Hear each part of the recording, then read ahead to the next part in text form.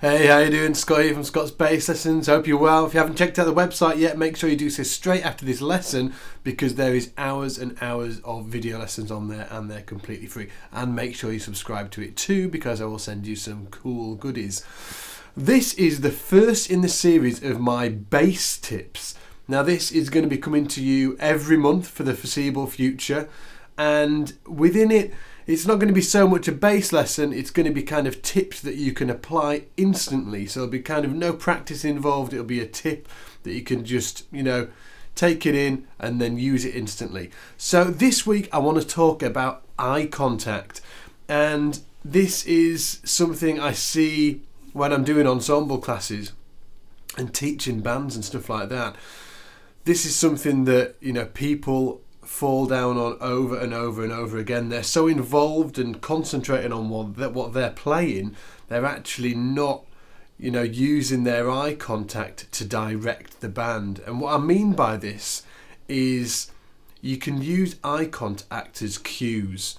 And I know it sounds so simple, but there's so many bands out there that I see, messing up over and over again, that a simple eye contact, that simple, here we go, this is it, we're going to this section, would have solved, and it wouldn't have been a complete train wreck. So next time you're playing, make sure that everybody in the band is eyes and ears. Obviously you have to have your ears wide open as well, but your eyes as well. And make sure that if you're coming to the end of a section, you're soloing, something like that, or somebody else is soloing, make sure that you are giving, if you're soloing, you are giving the cue to the rest of the band when your solo comes to an end. Now, how do you do this?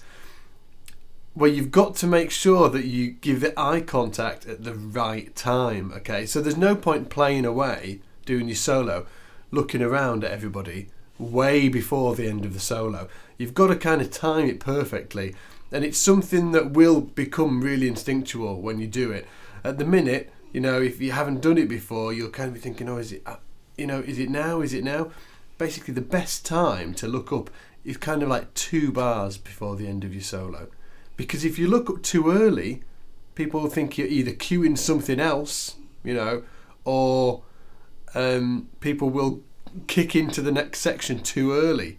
So you've got to make sure that 2 bars, even a bar before the end, you clearly look up, look round, give the nod, here we go, here's the next section.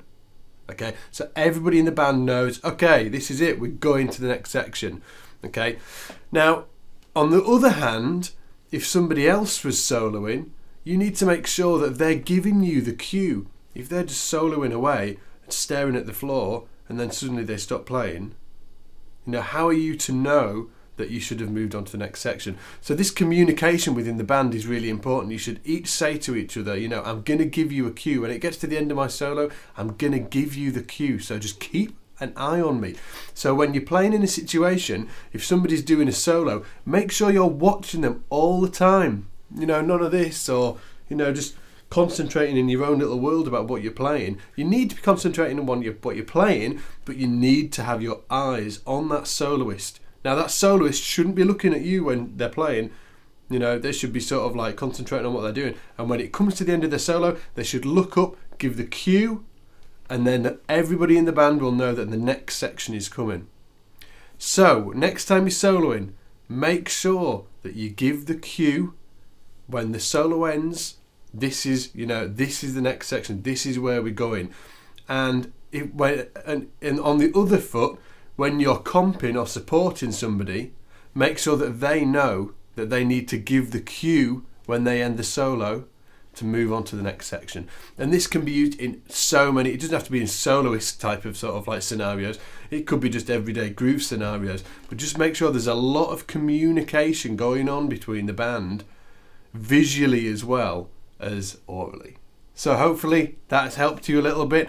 If you haven't checked out the website, scottsbasslessons.com, do so straight after this lesson, and I'll see you soon. Take it easy and get in the shed.